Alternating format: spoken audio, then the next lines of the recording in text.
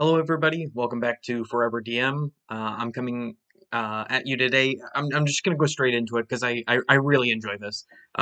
Today is going to be um, a showcase of me introducing you a new race for Dungeons and Dragons 5th edition.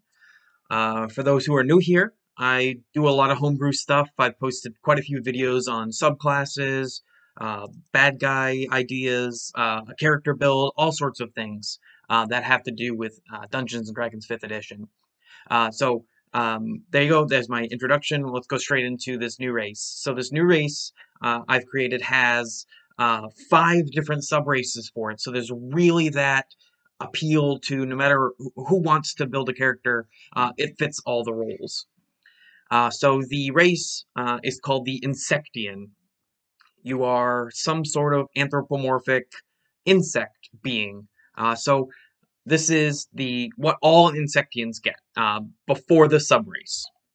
So before the subrace, so Insectians get +2 to their dexterity score because they are small but very nimble. I'm going to skip over all the fluff of the age and alignment because it really doesn't matter. Well, the alignment matters. Insectians are always part of like a colony, so their sense of community is very, very strong. So they tend to lean towards lawful alignments because of that structure. Their size is going to be small. Insects are actually, I believe, diminutive, but they don't have a size for that in 5th edition. But yeah, an insect is really, really small. So you being a larger form of that insect, you're still going to be small. So what that entails is your base walking speed is 20 feet. You are quite slow, but some of the subraces deal with that. Another thing that all Insectians get is compound eyes. Basically, it's dark vision, right? So all the insects don't have normal pupils; they've got compound, so they see in all directions. So it gives them that. Again, another thing that all Insectians get is antenna. What the antennas do is it makes it so that you have advantage on any perception checks. In order to notice anything within 30 feet that you could see or hear. So basically, if it's close, they have that extra awareness to see their surroundings, just off of seeing or hearing. So if there's someone cooking something over there, they wouldn't get this advantage. Only if they could see or hear it, and within 30 feet. So what this feature also does is grants a +5 bonus to your passive perception involving sounds and sights that originate within 30 feet. And finally, the last thing that all Insectians get is your communal task. Your community bestowed upon you a task at birth, so you gain proficiency in a skill of your choice. So there you go. There's the base Insectian race. I'm going to go through all 5 of the subraces so you can know exactly what's going on here. And there's going to be a link in the description below of where I posted this on the D&D Beyond website so that you can actually access it on your own outside of this video. I am not sponsored by D&D Beyond. I just find it really, really helpful for submitting things like this because just the format is just really clean and really nice. So first, our first subrace is the Coleopterian, which is the scientific family name for beetles or scarabs. Hence why I named it the Coleopterian. So you're basically, like I said, a beetle or a scarab, some sort of big, bulky insect. So they also get a +1 to your Constitution score because they're quite tough. They have a built-in carapace, so you have a +1 bonus to your armor class. They tend to be closer to the ground, so they gain. I gave them the burrower ability, so you have a burrowing speed of 30 feet. So you're actually faster if you burrow than just base walking with that 20 feet. So there's that bonus there. And then they have an ability called Underground Ambusher. So what it does is it allows them to use their burrowing speed, and as long as if they burrow and end 5 feet next to a hostile creature, they can use an action to make an attack against that target. And if you hit, you make them take a strength saving throw as part of the same action. And if they fail, they're knocked prone and they can't stand up or move unless they make an athletics check against that same DC of that strength saving throw. So basically, they have to make 2 different checks. They have to pass the strength saving throw, but if they fail it, they get 1 more saving throw based off an athletics check. So if they fail that, they have to stay down and be prone for their whole turn. The DC equals 8 plus your proficiency bonus plus your strength modifier. You can only use this feature once, and then you regain the use of the feature after a long rest. It's kind of wordy, I'll admit. It's a lot easier to read it and understand it, but basically, I'll re-explain it one more time. They use their burrowing speed, and they can go up to 30 feet. If at any point they end their movement during the burrow, and they end up next, not next to, within 5 feet of a hostile creature, you can take an action to make them do a strength saving throw. Right? So you use your move and then your action to do this. As part of that same action, they have to make a strength save against your DC, which is calculated by 8 plus your proficiency bonus plus your strength modifier. If they fail that, they're knocked prone. And they can't just normally stand up because of this ability. In order to stand up, since the idea is you're pinning them down, they have to make an athletics check against your same DC calculated at the end of this. If they fail, they can't stand up. But you can only use this once between long rests because of that really good ability of you can keep somebody down as long as you are ambushing them. So it takes you out of the fight, but it takes them out of the fight as well. So next we have the Formidian, which is your ant insect. They have a +2 to their strength score, not a +1. So it's just like the mountain dwarf, +2 to constitution, +2 to strength. And you'll see why I did that, because the ant kind of has some lesser good abilities, so that's why it got the +2 to strength instead of +1. The next thing they get is powerful build. You should be familiar with this because of the Loxodon, the Minotaur, the Furbolg, the Goliath. A powerful build is there for a reason. It's just this one happens to be on a small character. But basically what powerful build does is you count as 1 size larger for determining your carrying capacity and the weight that you can push, drag, or lift. Because ants are known to be proportionately stronger because of what they can lift being how much they weigh. And then the final thing that the Formidian gets is the communal worker bonus. You also gain proficiency with the type of artisan tools of your choice. So they just get that extra proficiency, that powerful build status, but they get that nice +2 to strength. Next, we have the Hymenopterian, which is your bee or wasp, something with a stinger. So the ability score increase, they get a +1 to their wisdom, because bees and wasps kind of, they go out and find flowers to pollinate, to bring back, so they're very survival savvy, hence the bonus to wisdom. But the cool bonus that they also get is wings. You have wings, which allow you to hover over your surroundings 10 feet above the surface. So you're always hovering just because you're, the term busy bee, so you're constantly just flying. But as an action, you can give yourself a fly speed of 30 feet for 1 minute. So it's that nice, if you really need it, hey, there's a fly speed. I made it so that they just didn't always have a fly speed because the Aarakocra had that, and a lot of negativity was seen from the community because of giving someone a fly speed at level 1. So this one does also have a fly speed, but it only lasts for a minute, so 10 rounds, and then you gotta wait for a long rest to be able to use it again.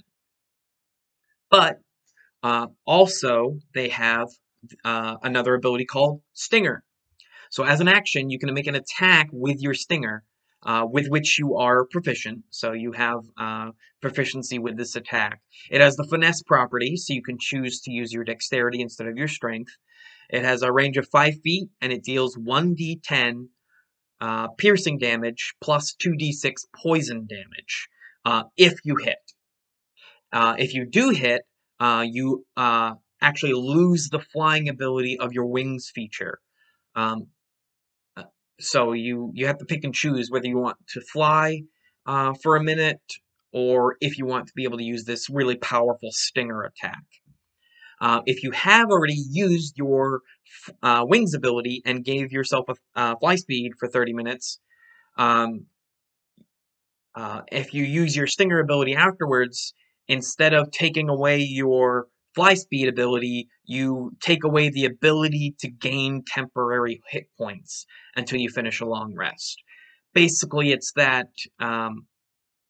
that adage of, you know, bees or anything else that when they use their stinger they die. That's kind of stupid in a race, so it's more of like a you're winded. So if you use your fly ability, you've already exerted yourself already today, and now you exert yourself again to be able to use your stinger, which means it takes away your ability to gain temporary hit points. Um, you regain the use of this feature if you miss the attack with it, or after a long rest. Right, so I put that in there because with my playtesting, I found that if I missed with the stinger and I've already used the fly speed, well, now I can't gain temporary hit points and for no reason. So if you miss with your stinger, you don't suffer any losses and you get to be able to use it again. So you get to keep trying to use it until you actually hit. Um, so, yeah. So next up is the Isopterian, the termite. So the termite are very intelligent creatures, so I gave them a bonus. Well, you can make that case with a lot of them, but I needed one specifically to get a +1 to intelligence, so that's what the termite does. They also have a strong stomach. So what that means is your stomach acid is so strong that they can ingest any organic bacterial and treat it as food. So if you run out of rations and you're in a survival setting, well, just grab a whole bunch of grass or tree bark or whatever, as long as it's organic, and they can treat it as food and gain sustenance from it. In addition, they are immune to any poisons that are ingested. So if they ingest a poison, no problem. They can still take poison damage and get the poisoned condition if it's like from an injury or inhaled. But if it's ingested, they can't get poisoned. And then the final ability is Companion. Um, Termites are probably the best insect to find more than one of. Beetles and scarabs, you usually find one at a time. Well, maybe ants too. You have seen some lone ants by themselves, probably, but I don't think I've ever heard of a situation where someone found a termite. So, yeah, they're always part of a group, and so because of that, they've learned to work together. So the companion ability is as long as a as long as a friendly creature is within 10 feet of you, you can use a bonus action to give yourself and that friendly other creature +1 to all of your attack rolls until the start of your next turn. And you get to use this feature an amount of times equal to your proficiency bonus, which you regain after finishing a long rest. So basically, you know, it's that, hey, you know, you're by my side. I got my buddy with me, and together, you know, we can do anything. They can tackle anything. So that's why they get that bonus to attack rolls. And since it's just a +1 bonus, I felt you shouldn't just use it once. But you know, the better you are, the better this is, which is why I tied it to your proficiency bonus. And finally, I think this might be my favorite. So if this one's a little overpowered, please let me know, because it's hard to balance things that you like so much. I think that's the hardest thing about homebrewing things is if you're really, really passionate about it, you tend to make it better. So you really need to take a step back and make sure you're doing things equally and that it's very balanced. But the next one is the Lepidopterian, your butterfly or moth. Um, they gain +1 to their charisma score because of the fact that they're so graceful. I feel like they're very charismatic. Plus, it rounds off our last ability score, which makes it so that everyone gets a bonus to Constitution, Strength, Dex, Intelligence, Wisdom, and Charisma. So really, like I said, they're no matter what class you're playing, one of these races will fit in beautifully. Um, so with them, since butterflies have wings, they can definitely totally fly. Uh, so I think I balanced it down a little bit so that it's not as broken as the Aarakocra. So obviously they have to fly. So I gave them the ability flight. You gain a flying speed of 30 feet, but I had a condition on it. You gain the fly speed as long as your current hit points are equal to or more than your hit point maximum. Right? So if you're at full health, basically, you can fly. But if you've been hit at all and you're missing any of your hit points, you lose the ability to fly. And I feel that this is quite balanced because it means if you're at the top of your game, you're doing it great, and you don't want to fly up too high to be out of reach because you risk the chance of falling. Right? So I feel that's really balanced. Plus, uh, a butterfly's or a moth's wings just feel so delicate that if you were to damage them at all, they would just completely lose that ability to fly. Let me know what you think in the comments below if this is a good way to balance a racial flight speed. Um, but this is the first and only subrace that has a choice into it.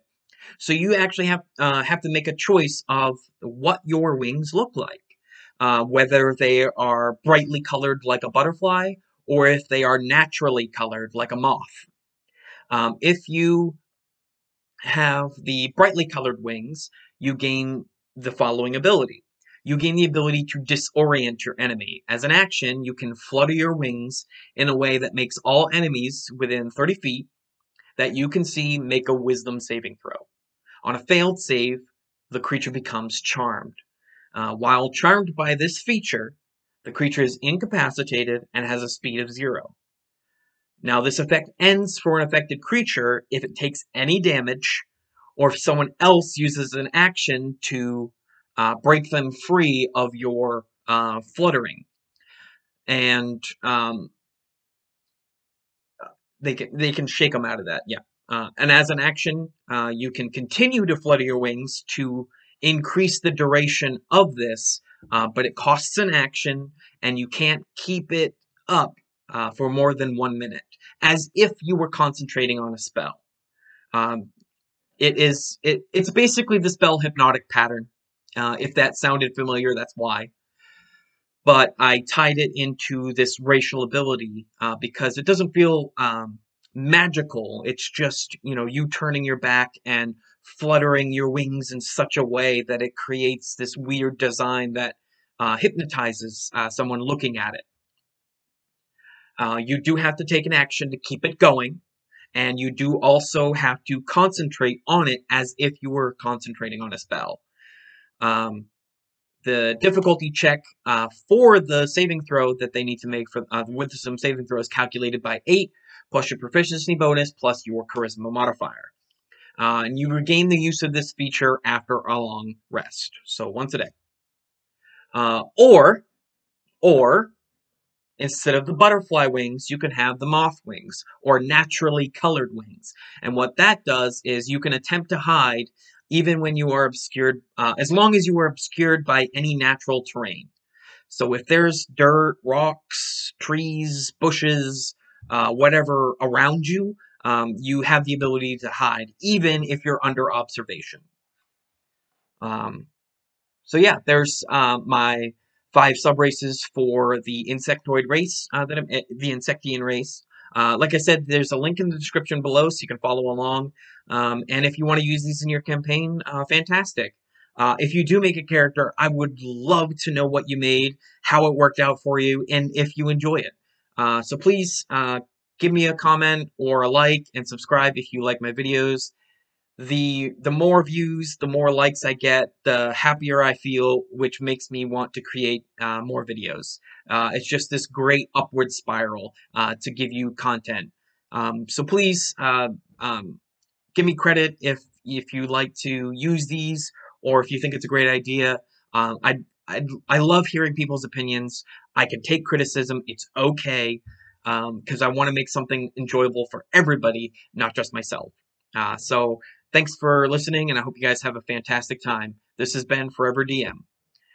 Laters.